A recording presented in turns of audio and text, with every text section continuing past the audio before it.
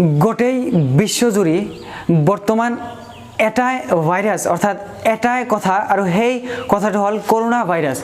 Corona ভাইৰাছে গোটেই বিশ্বজুৰি বৰ্তমান এটা সন্ত্ৰাসবাদৰ সৃষ্টি কৰিছে। ঠিক সেই সময়তে চীনত যোৱা দুদিন ধৰি আৰু এটা ভাইৰাছে ট্ৰেণ্ড কৰি আছে আৰু সেই ভাইৰাছটোৰ নাম হ'ল হান্তা ভাইৰাছ।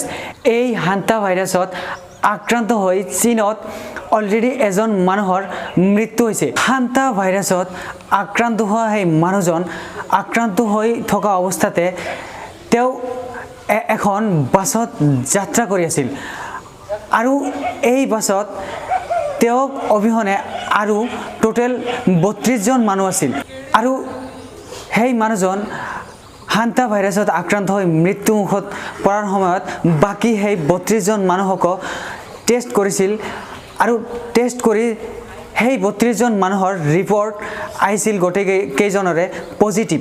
আৰু এই খবৰটো শুনাৰ লগে লগে অৰ্থাৎ মিডিয়াৰ যোগেদি পাব্লিছ হোৱাৰ লগে লগে অকল চীনতে নহয় গোটেই বিশ্বজুৰিয়ে এই হান্তা ভাইৰাছ লৈ চৰ্চিত হৈ আছে। এই হান্তা ভাইৰাছৰ খবৰটো পাই গোটেই বিশ্বজুৰি আকৌ এটা আতংকৰ পৰিৱেশৰ সৃষ্টি হৈছে, কাৰণ অলৰেডি কৰোনা ভাইৰাছৰ কাৰণে গোটেই বিশ্বজুৰি এটা সন্ত্ৰাসবাদৰ সৃষ্টি কৰিছে অৰ্থাৎ গোটেই বিশ্বজুৰি এটা আতংকৰ সৃষ্টি কৰিছে। ঠিক সেই সময়ত হান্তা ভাইৰাছৰ প্ৰৱেশ কৰাটো এটা আতংকৰ বিষয়। এতিয়া প্ৰশ্ন হ'ল যে এই হান্তা ভাইৰাছটো ক'ৰ পৰা উদ্ভৱ হৈছে অৰ্থাৎ কিহৰ পৰা এই ভাইৰাছটো হয়। আৰু এটা প্ৰশ্ন হ'ল যে এই ভাইৰাছটো কৰোনা ভাইৰাছৰ নিচিনা এটা ভয়াৱহ ভাইৰাছ নেকি? এই হান্তা ভাইৰাছটো আচলতে কোনো সিঁচৰিত বেমাৰ নহয় অৰ্থাৎ সিঁচৰিত ভাইৰাছ নহয়। কৰোনা ভাইৰাছৰ নিচিনা ভয়াৱহ ভাইৰাছ নহয় অৰ্থাৎ এজন মানুহৰ পৰা আন এজন মানুহলৈ নাযায় এই হান্তা ভাইৰাছটো। এই ভাইৰাছটো ৰডেণ্ট জাতীয় এনিমেলছ অৰ্থাৎ ৰডেণ্ট জাতীয় জীৱ জন্তুৰ পৰা এই ভাইৰাছটো আহে।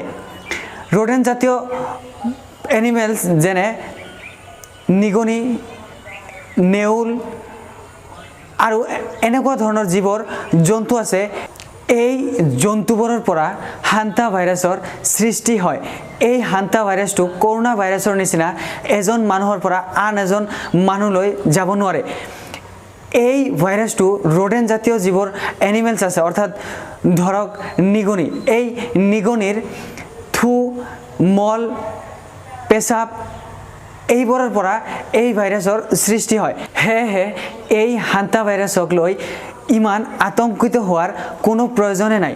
এই ভাইৰাছটো অৰ্থাৎ হান্তা ভাইৰাছটো কৰোনা ভাইৰাছৰ নিচিনা সিঁচৰিত বেমাৰ নহয় যদিও তথাপিও এই হান্তা ভাইৰাছটো অধিক পৰিমাণে ভয়াৱহ এটা ভাইৰাছ।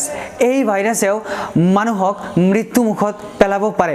সেয়েহে ৰডেণ্ট জাতীয় এনিমেলছৰ পৰা সকলো সময়তে নিজক বিৰত ৰখাৰ ট্ৰাই কৰক অৰ্থাৎ চেষ্টা কৰক, কাৰণ এই ভাইৰাছটো আপোনাক মৃত্যুমুখত পেলাব পাৰে। সেয়েহে আপোনালোকে সকলে নিজৰ ঘৰ দুৱাৰ পৰিষ্কাৰ পৰিচ্ছন্নতাৰে ৰাখক যাতে এই ৰডেণ্ট জাতীয় এনিমেলছে আপোনাৰ ঘৰত থাকিব নোৱাৰে।